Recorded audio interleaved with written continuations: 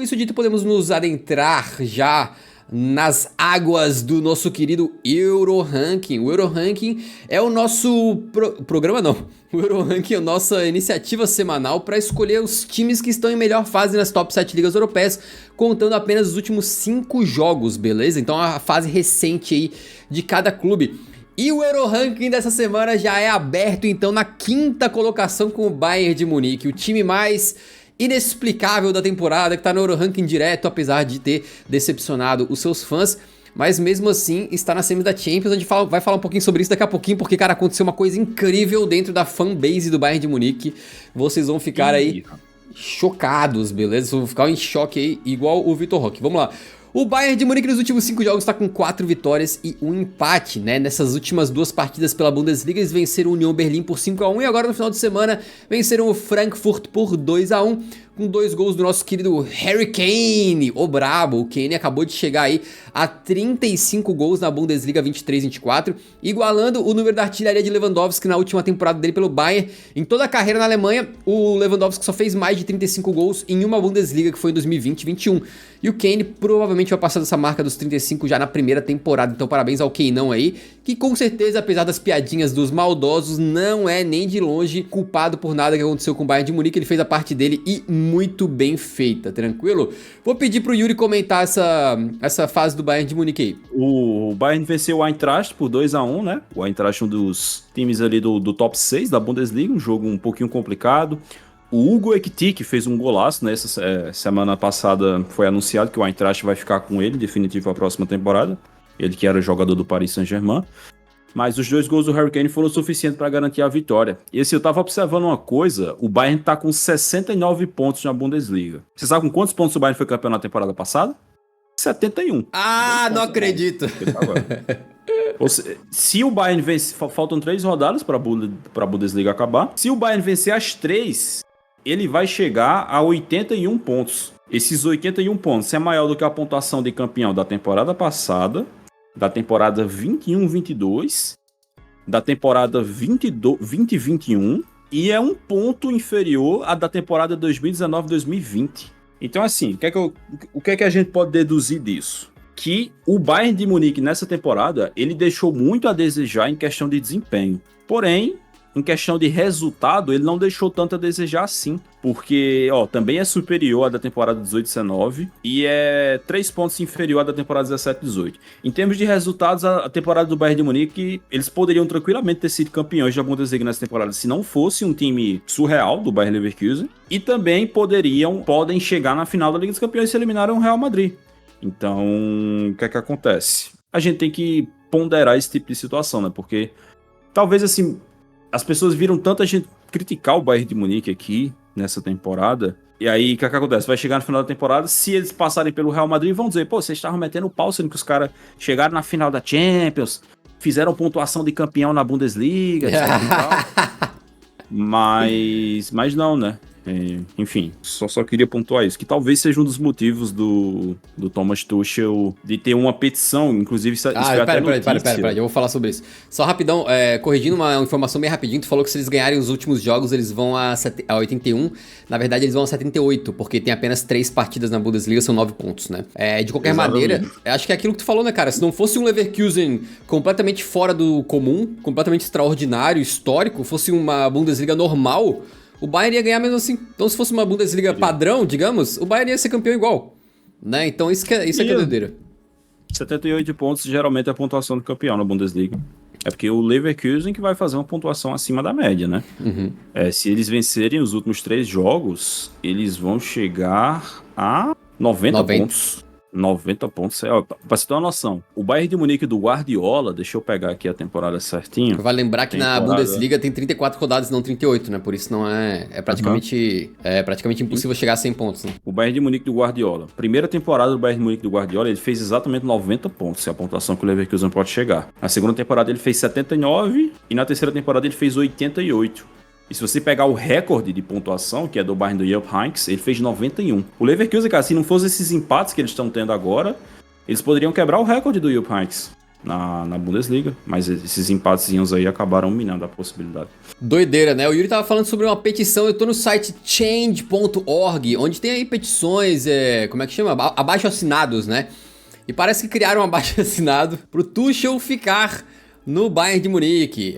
Supostamente, isso aqui são torcedores do Bayern de Munique que criaram, dizendo o seguinte: não, a gente deveria agradecer, né, por ter um treinador tão bom com a gente, um cara campeão de Champions, porque supostamente os caras ficaram aí completamente assustados que o Bayern tá atrás, como grande nome para a próxima temporada, do Ralf Rangnick, né, que é um treinador que é muito elogiado aí por uma questão de gestão. Ele trabalhou bem como diretor aí, mas como técnico também não tem nenhum grande histórico assim, né?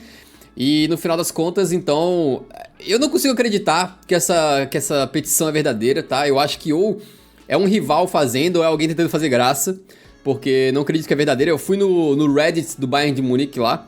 Claro que tem mais torcedores estrangeiros lá do que alemães, mas a galera tava tipo, não vou assinar isso aí não, isso é loucura. Os torcedores do Bayern de Munique não estavam comprando muito essa ideia, não. Yuri, tu assinaria? Tu é torcedor... matéria, tu é torcedor do Bayern, tu assinaria? Tu fica Tuchel?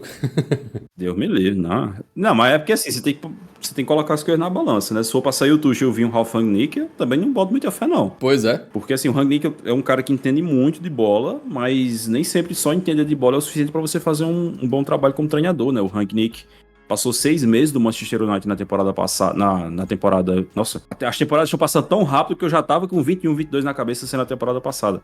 Mas enfim, não foi um bom período, então, sei lá, cara, eu acho que o Bayern de Munique tá meio perdido. Eles estavam contando muito com o Xabi Alonso, o Xabi Alonso renovou. Depois eles estavam contando com o Nagelsmann também renovou com a DFB, e agora eles estão meio que sem pai nem mãe. Vamos para a quarta colocação do nosso Euro Ranking agora, que é o time do Sporting. O Sporting está muito bem, obrigado. O campeão português, ainda não confirmado, pendente de confirmação, mas pode ter certeza que vai ser campeão português. Aí está com 4 vitórias e 1 empate nos últimos 5 jogos, sendo que esse empate foi contra o Porto, de forma absolutamente sensacional neste final de semana. O Sporting visitava os Dragões e tomava de 2-0, quando de repente vem do homem um raio. O Rodrigo? Não. Vem o Gyökeres, que tinha começado o jogo no banco. Ele entra na segunda etapa, em 2 minutos ele marca 2 gols, empata a partida. Esse cara é bizarro. Com isso daí, o Sporting aumenta para 18 jogos, aí a sequência sem perder no Campeonato Português. A última derrota foi em dezembro para o Vitória de Guimarães na rodada número 13, já faz bastante tempo. Então, um trabalho muito bom do Rubem Amorim, que obviamente coloca ele como um técnico pretendido por outras equipes. A gente fala um pouquinho mais sobre o Rubem Amorim também, bem rapidamente, mas só queria ressaltar, antes do Yuri comentar sobre esse jogo e sobre o Gyökeres, que o Sporting entrou em campo fazendo uma homenagem aí ao Manuel Fernandes. Todos os jogadores entraram com uma camisa antiga do Sporting, com o número 9 nas costas, para homenagear esse cara que é um atacante bastante histórico aí do Sporting. Se eu não tô enganado, foram 3 passagens pelo clube, mais de 10 anos jogando por lá, meteu gol a rodo. E ele tá com um problema aí de saúde bem sério, né? Tá brigando aí, acho que é contra um tumor. E aí os jogadores do Sporting fizeram essa homenagem, entraram em campo com a camisa 9 nas costas. E no final das contas, quem empatou o jogo com 2 gols em 2 minutos praticamente foi o camisa 9 deles. Então fica aí essa bonita homenagem. Yuri, Sporting mais campeão do que nunca, né? Só falta confirmar assim, mas nesse momento faltando 3 rodadas, eles têm 5 pontos de vantagem, então teria que ser realmente um tropeço absurdamente histórico para eles perderem o campeonato. Não, vão ser campeões, né, cara? Não tem jeito. Seria uma pipocada histórica, né? Não dá nem pra contar com as 3 vitórias do Benfica, ainda mais com o tropeço do Sporting. E assim, cara, o jogo realmente que o Porto tem muita coisa a lamentar, cara, porque eles fizeram um primeiro tempo muito bom, abriram 2-0 ali com os brasileiros brilhando muito, né? O PP dá o passe pro primeiro gol do Evanilson e marca o segundo gol, esse primeiro gol que se origina de uma falha, né, o Franco Israel, que ele se inspirou no David Raya para dar aquela pichotada no primeiro gol do Porto, e eles poderiam ter aberto 3-0, cara, porque no finalzinho do primeiro tempo ali, o Porto tem mais uma chance claríssima de gol, que também é de uma falha defensiva do Sporting, mas, se eu não me engano, o Conceição acaba desperdiçando a chance, cara. E seria o 3-0, e aí, cara, pra buscar um 3-0 no segundo tempo na casa do adversário seria altamente improvável. E assim, cara, a forma que o Sporting empata com o Gyökeres, cara, exemplifica por que é tão importante você ter um jogador letal no seu ataque. Porque assim, cara, o cruzamento do Nuno vai na cabeça do Gyökeres, mas eu já cansei de ver atacante que recebe uma bola dessa exatamente igual e cabeceia como se tivesse cabeceando uma melancia, cara. Ele sobe, cara, perfeitamente e cabeceia, assim, pra não dar nenhuma chance pro Diogo Costa defender, pra não dar nenhuma chance, cara. Atacante bom tem que ser assim, irmão, teu time tá perdendo, pingou uma bola na área, bota essa bola no gol, cara. E aí o segundo gol é um gol de empurrar a bola pra dentro do gol, né? Só que, se você observar a jogada, que começa com um erro bizarro, se eu não me engano, do Gonzalez, na saída de bola, logo na saída, no kickoff, depois do primeiro gol do Gyökeres, o Gyökeres recebe, ele tá de costas, ele recebe uma tijolada, e ele faz um pivô perfeito pro Edwards. O Edwards entra pra dentro da área, o Gyökeres se projeta, recebe e empurra para dentro do gol. Cara, assim, eu não sei se essa temporada do Gyökeres é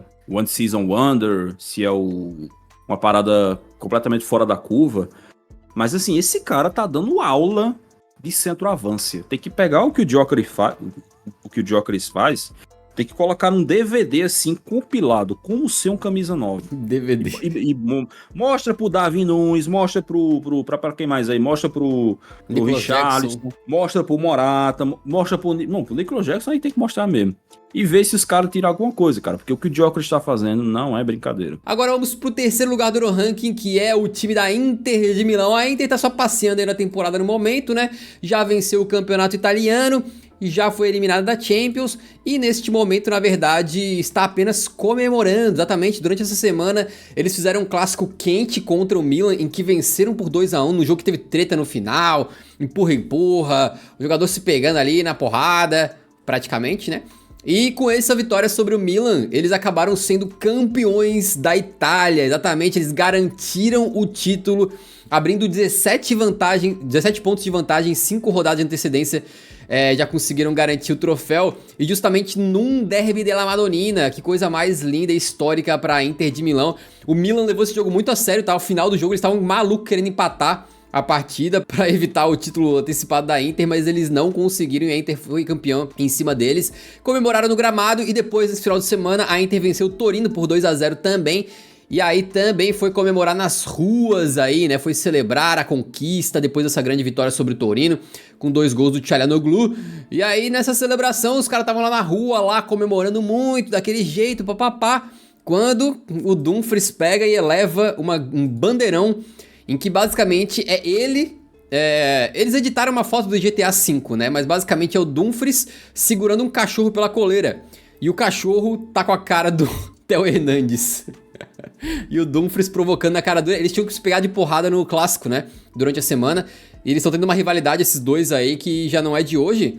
E, já digo mais, Yuri, Eurocopa vai ter Holanda contra a França. E os dois jogam pelo mesmo lado, né? Se o Dumfries jogar pela Holanda, certamente ele vai enfrentar o nosso querido Theo Hernandes ali para aquela banda do campo. Dumfries vai se inspirar no conterrâneo dele, o Nigel de Jong, na final da Copa do Mundo. Vai meter um Xabi Alonso no Theo Hernandes. Então tá aí, cara, parabéns à Inter de Milão, né, que neste momento está só curtindo a vida. Foi uma semana maravilhosa para os torcedores da Inter aí, que até os caras estavam tão felizes que eles até esqueceram da eliminação na Champions League, né? Os caras já estão só comemorando. Cara, sinceramente, eu acho que eles não ligam mesmo, não. Era o grande objetivo da temporada. A gente falou aqui, eles estavam até poupando titulares na fase de grupos da Champions, e eles passaram em segundo na fase de grupos e pegaram o Atlético de Madrid justamente porque eles pouparam titulares na fase de grupos para focar na Série A. Então acho que o grande objetivo da Inter era esse. Eles não ganharam a Champions, não ganharam a Copa da Itália, mas o que realmente importava era conseguir esse 20º título. Lembrando que esse 20º título é importante não apenas para colocar a segunda estrela na camisa, né? Mas também para desempatar do Milan, né? Os dois tinham 19 títulos da Série A e agora a Inter passa o Milan e tem 20 títulos, né? Só atrás da Juventus, que tem 36. Quer explicar a segunda estrela aí? O lance da segunda estrela, basicamente uma tradição da Série A. Quando você conquista 10 títulos da Série A, eles permitem que você adicione uma estrela no seu escudo, né? E lá na Itália só quem tem essas estrelas é a Juventus, que tem 3, a Inter agora com 2 e o Milan com 1, né? O Milan aí, quando conquistar o seu 20º título, não sabemos quando vai ser, mas também vai poder colocar a segunda estrela. Lembrando que essa tradição também está na França, mas apesar do PSG ser o maior campeão da França, ele não coloca a estrela na camisa, talvez esteja esperando a tão sonhada Liga dos Campeões para colocar. Nas últimas 6 temporadas, a gente teve 6 campeões diferentes em termos de treinadores na Série A italiana, né? 2018-19 começou lá com o Allegri vencendo com a Juventus, depois o Sarri com a Juventus, depois o Antônio Conte com a Inter, Pioli com o Milan, Luciano Spalletti com o Napoli e agora o Simone Inzaghi com a Inter novamente. Então, bem bacana esse revezamento, né? A liga tem ficado bem disputada nos últimos anos aí, acho que o torcedor só tende a ganhar com esse tipo de coisa. Todos italianos. Ah, é verdade, né? Você vai na Premier League, qual foi a última vez que o inglês ganhou a Premier League? Faz tempo. Faz tempo. Eu nem me lembro. Eu também não. Com isso a gente pode ir pro segundo lugar no nosso Euro Ranking, que é o time do Real Madrid. Exatamente, o Real mais uma vez seguindo bem na temporada aí, né, cara? Cara, é incrível, o Real Madrid só perdeu 2 vezes na temporada inteira, é isso mesmo? Procede essa informação? As duas pra quem? Para um time relevante que caiu na Champions. Vamos Cara, seguir... pior que a única coisa que eu tenho pra me agarrar nessa temporada é isso. Toda vez que alguém fala, Yuri, a temporada 23-24, eu vou falar, então, o Real Madrid teve 2 derrotas. Cada vitória do Atlético de Madrid vale um título. Uma vitória vocês roubam o título assim, da La Liga e a próxima vitória vocês... Cara, você está vendo um time histórico do Real Madrid. Você sabe quantas vezes o Real Madrid fez um double com Liga e Liga dos Campeões? 2 vezes. Uma lá na época do Di Stéfano, uma agora com o Cristiano Ronaldo em 16-17 e vai fazer outra agora. Então, assim, essa é uma das maiores temporadas da história do Real Madrid. Eles só vão terminar a temporada com 2 derrotas, as 2 para o Atlético de Madrid. Toma. Poderia ser campeões invictos de tudo, mas não vão ser. Show de bola, cara. Olha só, o Real Madrid nos últimos 5 jogos tem 3 vitórias e 2 empates. Os 2 empates foram contra o City, né? Sendo que o segundo deles eles ganharam nos pênaltis e passaram na Champions. E também dessas vitórias aí tá inclusa uma contra o Barcelona no El Clássico. Nesse final de semana, o Real foi visitar a Real Sociedad e com um gol do garotinho iluminado Arda Güler, que voltou a jogar como titular aí, né? Não, voltou não, primeira vez que ele joga como titular aí no Real Madrid em La Liga e meteu o gol da vitória aí, cara, parabéns a ele. Tá com a minutagem de, segundo o The Madrid Zone, aqui uma conta do Real Madrid, 99 minutos em La Liga, 2 gols. Pega. Mas enfim. Aquela bola na trave que ele meteu, um chute do meio campo e fazendo um golaço. Absurdo. Um jogador muito jovem aí, com bastante talento, né?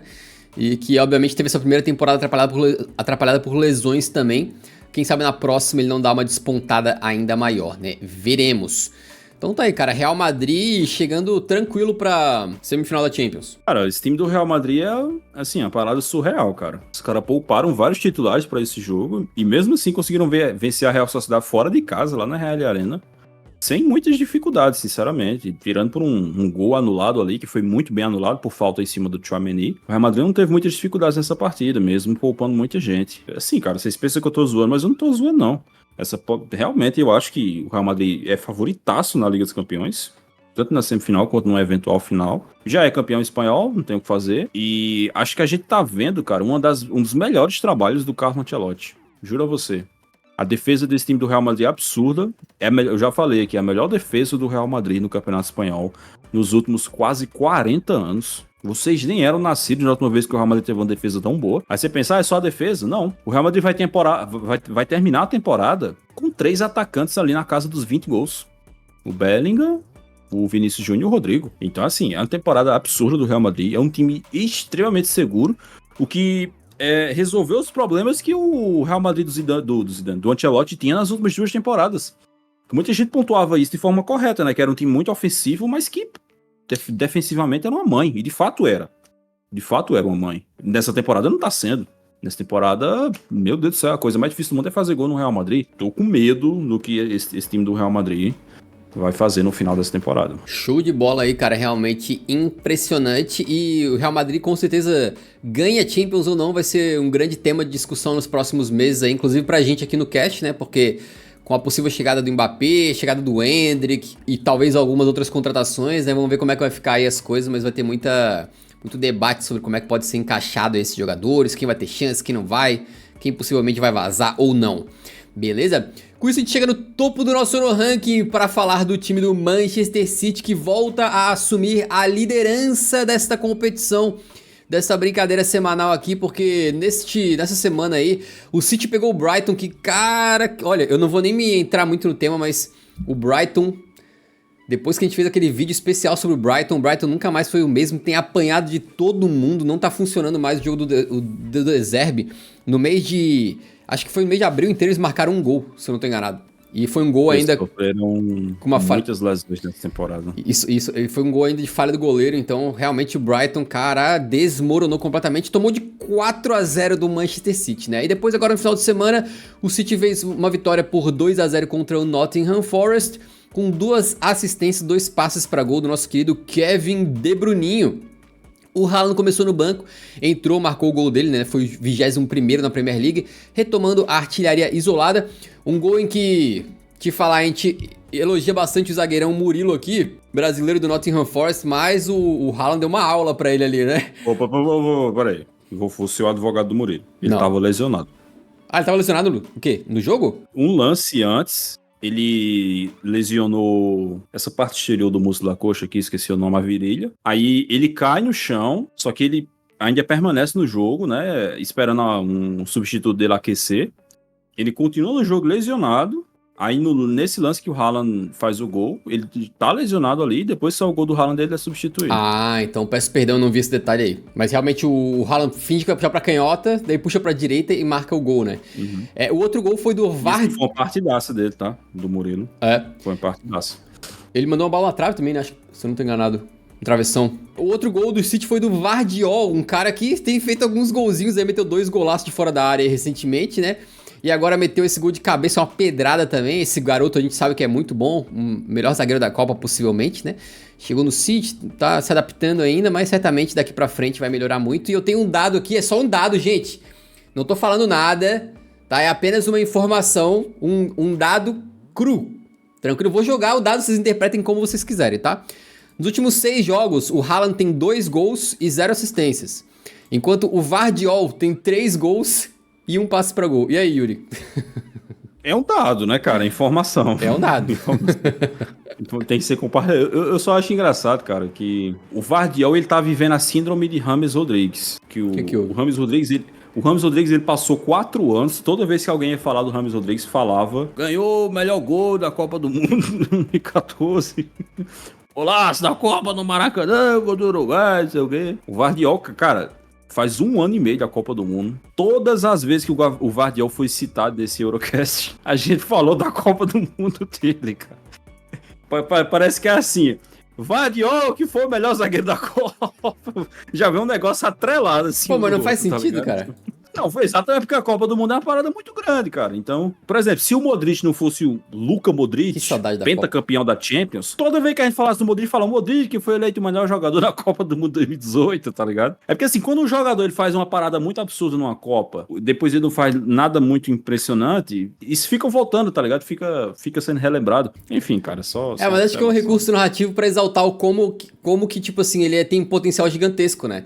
Porque às vezes a pessoa pode olhar e falar, pô, é um cara que muitas vezes nem tava jogando como o titular nem nada no Manchester City, e pode achar que é um zagueiro qualquer, né? Mas não, é um zagueiraço absurdo que talvez não tenha tido a melhor temporada de estreia ainda, mas tá se adaptando, e por isso a gente ressalta, né? O potencial dele falando que ele foi o melhor da Copa, diga. Não, eu lembrei aqui, cara, que...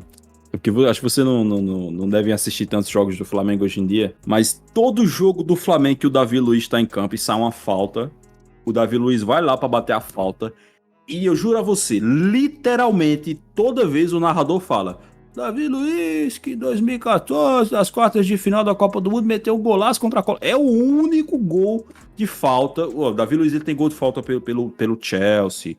Não sei se tem pelos outros times, pelo PSG. Eu acho que deve ter pelo PSG também. Mas o único, toda vez que ele vai bater uma falta, os caras citam esse gol contra a Colômbia, cara. Copa do Mundo é isso aí, cara. O cara fala um negócio na Copa do Mundo, vai ser relembrado pelo resto da vida. Vamos lá, então, seguindo um outro dado importante que a gente tem pra falar aqui, que é o seguinte: o Guardiola, ele chegou às 300 partidas de Premier League com 221 vitórias. É o recordista disparado. E aí, cara, o que eu acho mais relevante sobre esse recorde aqui é que os que vêm atrás dele são Mourinho, 189 vitórias, Klopp, 188, Ferguson, 183 e Wenger, 180. Ou seja, a gente tem 4 dos maiores treinadores da história da Premier League com uma marca semelhante, 300 jogos e ali entre 180 e 190 vitórias. E a gente tem o Guardiola com mais de 30 vitórias a mais na frente desses caras. E, gente, eu aqui sou o primeiro a elogiar o Jürgen Klopp, né? Acho que é um treinador maravilhoso. O Ferguson nem se fala, acho que é um dos maiores da história, se não for o maior da história, por enquanto. Mas o Guardiola, eu acho que a gente tem que começar... As pessoas têm que começar a entender que é o seguinte, cara. Tu comparar o Guardiola com outros, vai ficar mais claro isso no futuro. É igual tu comparar o Messi com outros, né? Outros podem fazer temporadas boas, outros podem ter históricos bons, ficar perto ali, se igualar em algum momento, mas historicamente, em níveis históricos, a gente tá falando do Messi dos treinadores, cara, entendeu? Esse é o patamar dele, esse é o patamar de Pep Guardiola. Obviamente, pensa daqui 10, 15 anos no futuro, isso aí vai estar claro, cristalino, não vai ser dúvida pra ninguém, mas hoje as pessoas ainda têm alguma dificuldade de ver isso, né? Só que, cara, não vai ter discussão no futuro, diga. Rapaz. Palavras fortes, hein? Palavras fortes. Guardiola é o Messi dos treinadores. É isso. Não falei Pelé. Então você tá dizendo que a carreira do Messi só é tão boa por causa do Guardiola. Pior que esse é o tipo de comentário que a gente pega nos vídeos, nos posts. Você está dizendo, então, que... Aí o cara bota uma parada que você não disse, tá ligado? Não, cara, mas esses recordes do Guardiola, eu acompanhei todos eles. Toda vez que ele bate um número redondo, aí fala, Guardiola é o técnico a atingir tal coisa mais rápido. Enquanto ele continuar na Premier League, vai ser assim. Quando ele chegar... não sei se vai chegar, acho que não chega, mas se porventura ele chegar só aos 400 jogos... Aí teria uma estatística lá, Guardiola, é o cara com mais vitórias dos seus primeiros 400 jogos na Premier League, mais vitórias dos seus primeiros 500 jogos na Premier League. É porque ele não vai meter o Ferguson de passar 27 anos na mesma liga, né? Mas se ficasse, ele ia pegar esses recordes e tudo aí. Com certeza absoluta. Então tá aí... Lembrando, nunca teve um tetra seguido na Inglaterra. Se o City for campeão, vai ser o primeiro também. Então tá aí, rapaziada. Este foi o Euro Ranking da semana. Lembrando que a gente classifica aí os 5 clubes em melhor fase no futebol europeu, de acordo com alguns critérios que você pode ver na tela pra quem tá vendo ao vivo. A gente também sempre tenta deixar esses posts explicando o Euro Ranking aí junto, né? Quando a gente posta nas redes sociais, a gente bota algumas explicações ali. Tem um pouquinho de como é que funciona. E vale lembrar que time que perdeu 2 nas últimas 5 partidas é muito difícil que entre aqui, porque o período de análise são 5 partidas, né? Então se o clube perdeu 2 de 5, não tem como ficar na frente desses 5 que estão aqui nos 5 primeiros lugares, beleza?